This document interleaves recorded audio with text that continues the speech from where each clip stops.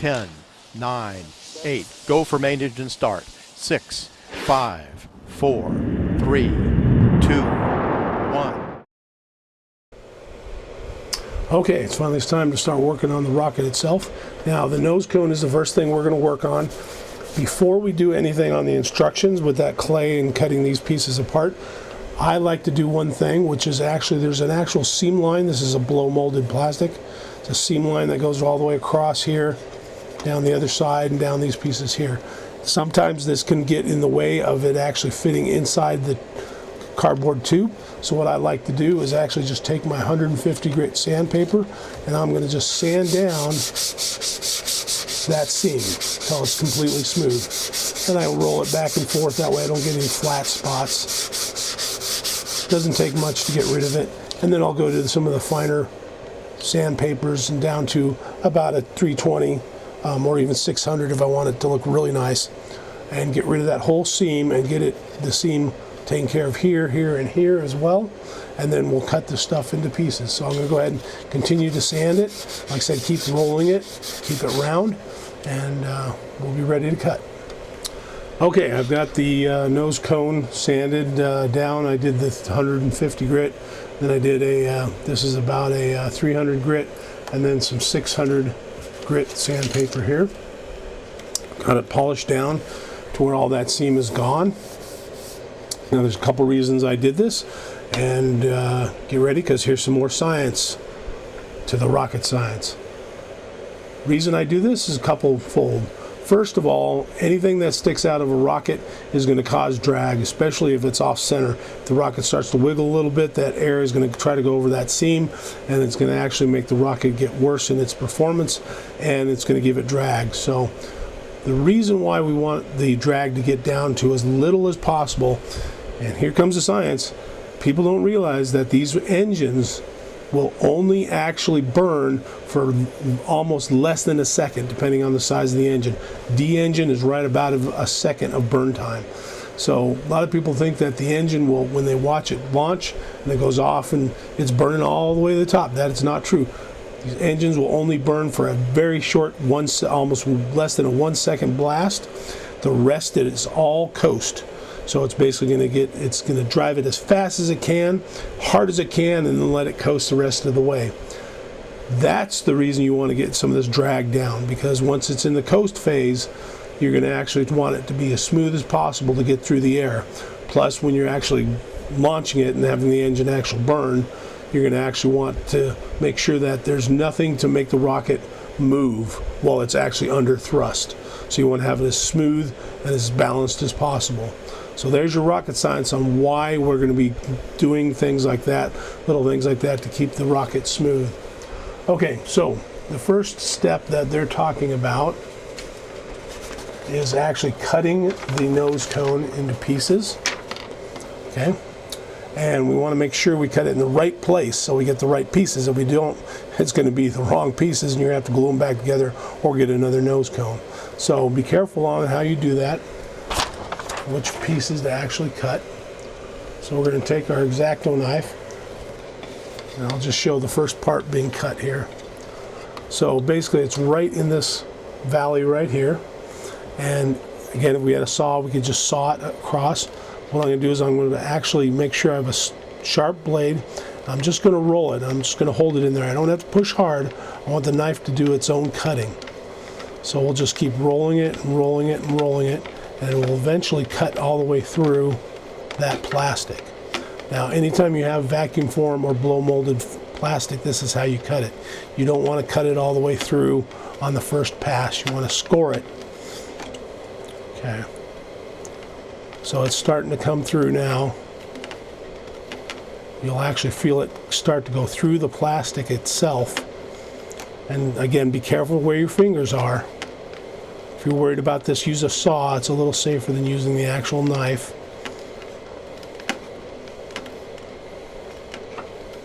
And you'll go and you'll go and you'll go, and eventually you'll have it cutting through.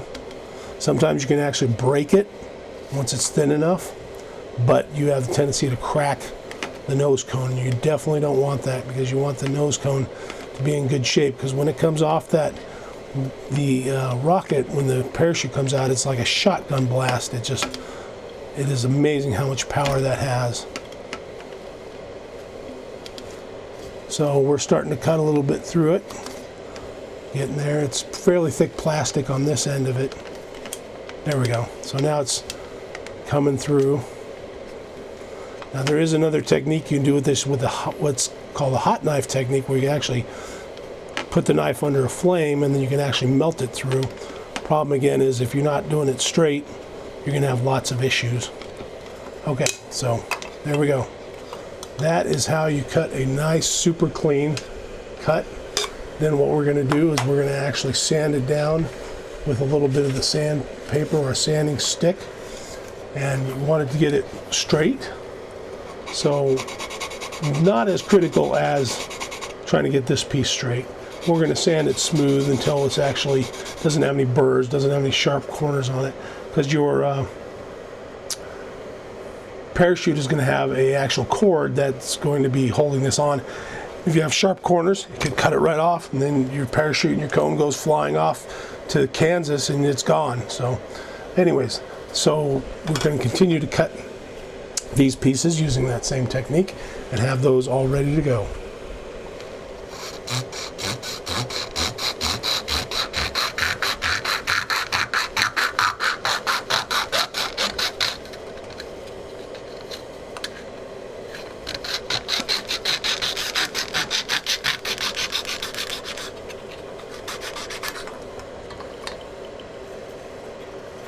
Much easier, but just got to make sure you keep it straight, because if you don't, it's going to get a little bit off. Even my cut was a little bit off. You can see how it's actually just wandered a little bit, so I'm going to have to sand it down a little bit better.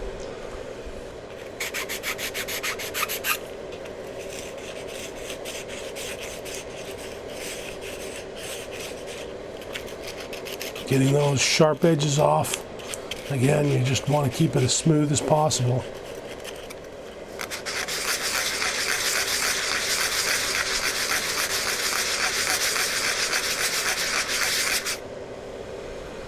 Little test fit before we go on. So it gets holding in there pretty good. Alright, so that's ready to go. Okay, the next step is showing we're going to actually put the two little lumps of clay into the nose cone. So we're going to take it out of the package, roll it up, put it in there and tamp it down with a pencil. So I need my clay pieces.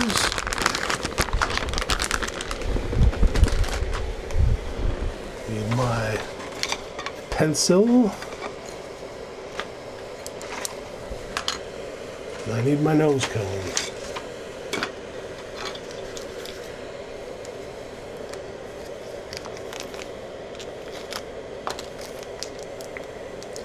Also, when you're building these, it is not a bad idea to have a smooth surface, kind of like what I've got here. It's nice and smooth and flat. And then I can use a paper towel if I don't want to get anything messy like this grease from the clay on it.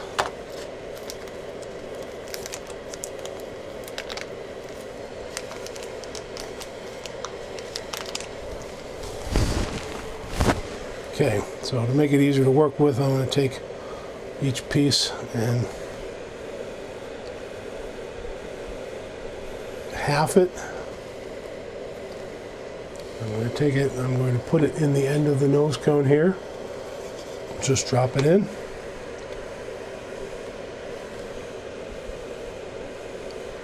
Same with the other pieces here.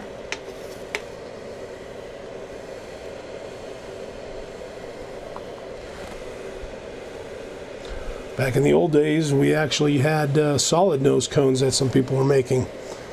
One's either out of solid balsa or solid plastic. So the whole nose cone was weight. Again, that problem with that is the good thing is it does balance out the center of pressure and the center of gravity.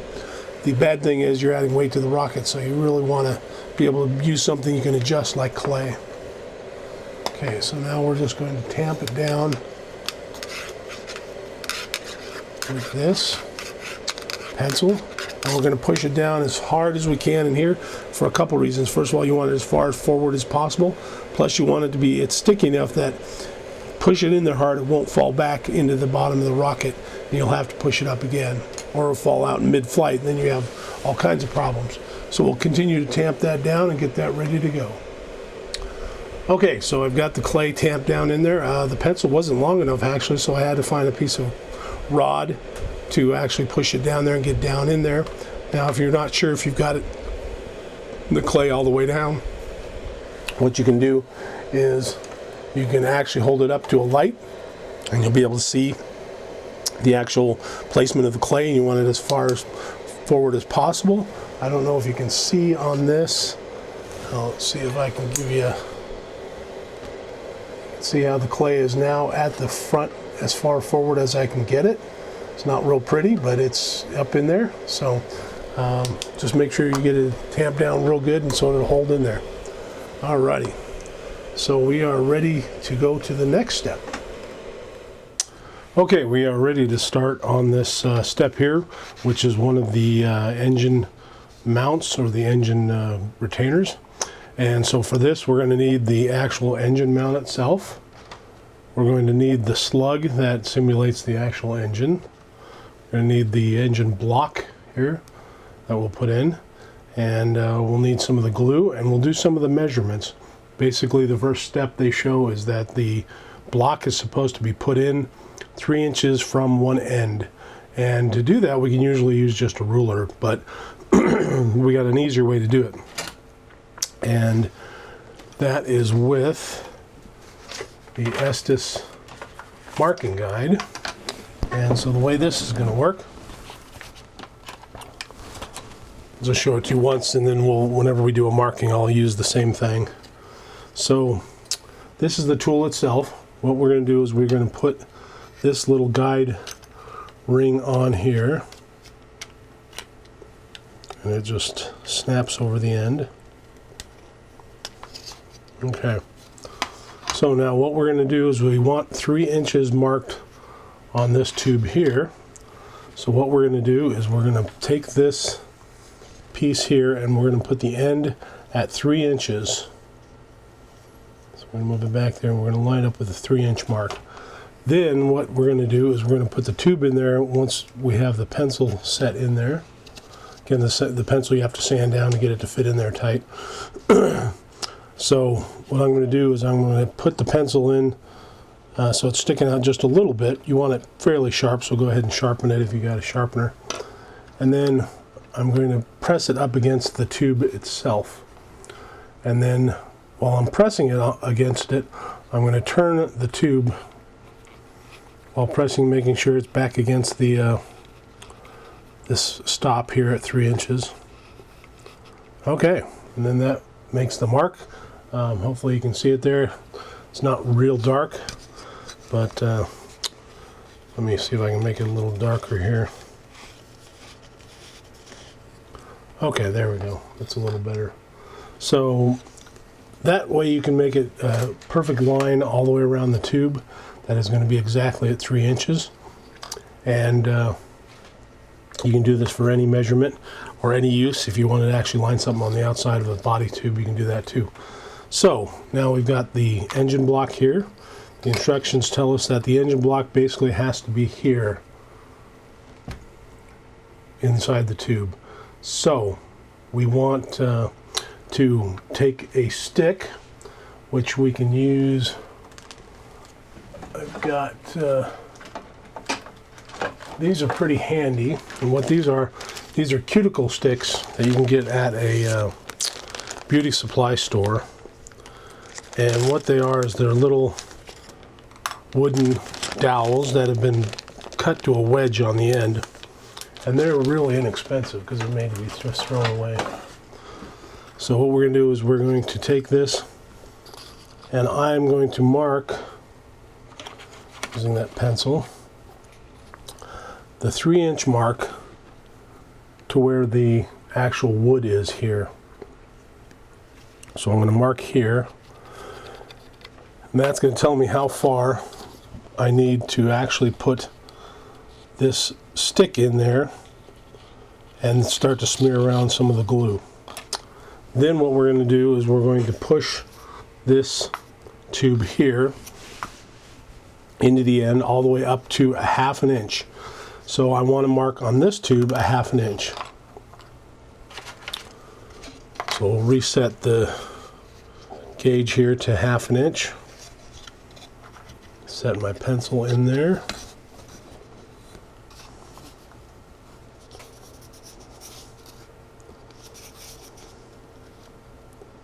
Alrighty.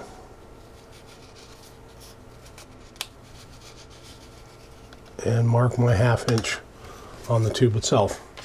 Okay, so let's grab our glue, and for this we're going to use the Type Bond Carpenter's glue.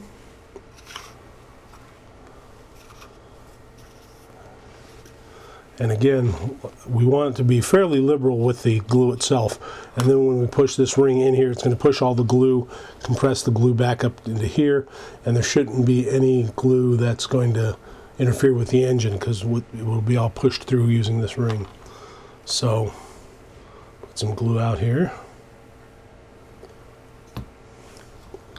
I'm going to take my stick, again with the measurement, and make sure that we've got the right end that we want to use. So just pick up some of the glue. We're going to go down to that end marking, and we're going to just smear it around. Pick up some more. Do the same thing.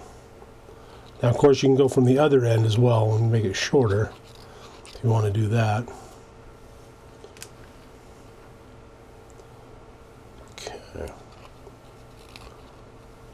Okay, and I want to inspect the inside here to make sure that the glue is where I want it and have enough of it. And I'm going to put a little bit more just from this side here. Okay, so now we're ready, and before that dries we need to actually put this little engine stop in, and we're going to put it in this end here. Make sure you get it on the right end. And then we're going to take our dummy engine and we're going to shove this in all the way till the mark that's actually on it, which is 1/2 inch. You'll feel it start to slow down when it hits that glue. So the minute you get it on there, you want to retract this piece before it dries. So that sets that ring exactly where you want it. You can kind of see in there, there's, let me get a little closer picture here.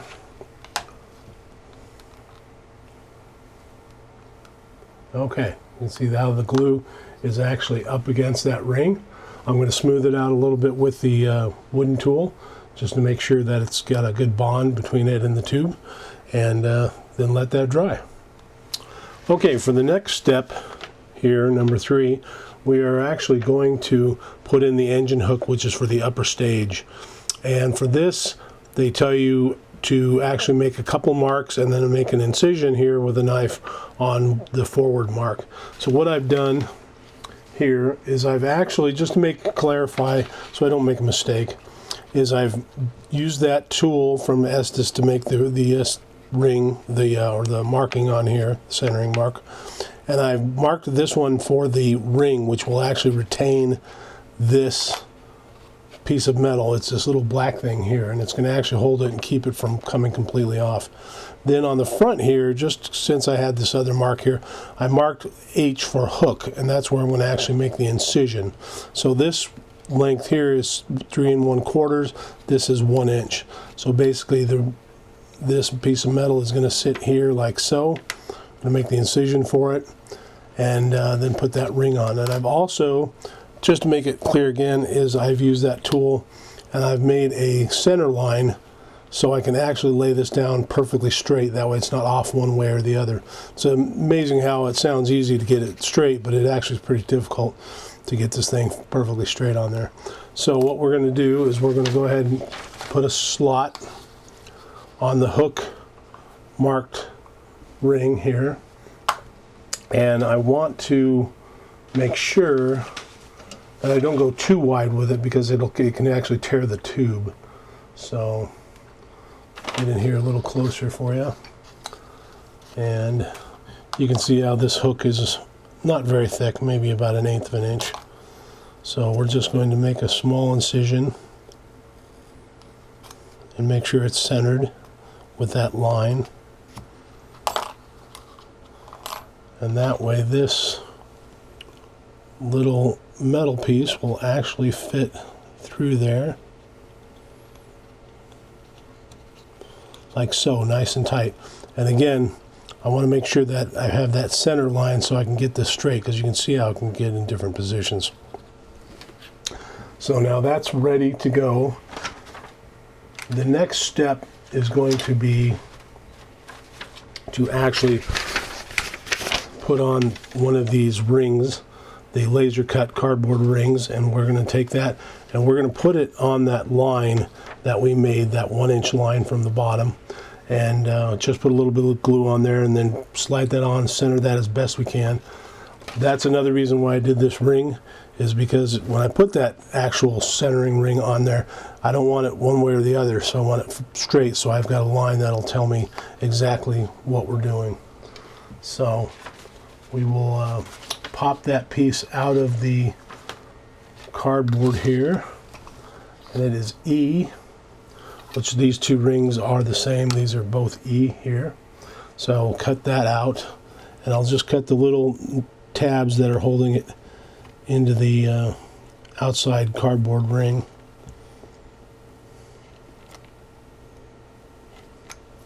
And you don't want to cut too much, again, because if you cut into the ring and tear it, it could come apart on you. So just make sure that it's really a smooth cut. And last but not least, okay. Again, laser cut has made these things, made life much easier. Okay, so what I like to also do is I like to always test fit. So I'm going to take this ring and I'm going to put it on here, and there's a little notch here. You can see that's supposed to line up with that metal hook, and basically it's going to set in there just like so, and we'll glue it in place and make sure that it stays perfectly round, and be able to go to the next step. So what we're going to do is we'll take this and we're going to put a little glue down. And for this, I'm actually just going to use a little toothpick to apply it, since it's a fairly small area that we want it glued onto. So I'll also smooth out the glue a little bit so I can see that pencil line through there. We will reinforce this later, making fillets on either side of the ring. So, okay. So I've got glue all the way around. I'm going to take my ring, and actually, one thing that's very interesting is these rings have small holes, and I believe they're either to make it light or to let the gases escape. So I'm going to cut those out. I almost missed those, but I think these are a baffle to make sure that the when the lower stage ignites the upper stage, it doesn't cause the whole ring and everything to blow out. Okay, easy peasy, got those out. The last one, okay. Now we're going to put that ring on here. Doesn't really matter which direction, just as long as you got that notch in the right place. And we're going to push it into position. And we're going to check both sides, make sure it is on that line perfectly straight. And let's make sure the hook itself is centered, which it is. So, okay. So now we've got that centered, and we are going to actually put a little fillet of glue on one side. It's always good to reinforce things. Just make sure where you reinforce them isn't interfering with anything else. So I have to put that other ring back here. So I'm going to actually put it on this side here.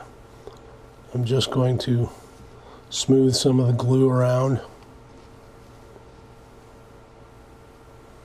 the edge here, and there is a gap there. So we want to make sure it fills the gap. Okay. Now just come up a little bit short of that hook because we don't want the hook actually glued in because we want it to actually spring. So there we go. So there is the fillet in action, and it doesn't have to be pretty any neat or anything. You don't have to smooth it out with a Q-tip unless you want to. It's going to be hidden and it won't interfere with anything. So we're going to let that dry and move to the next step.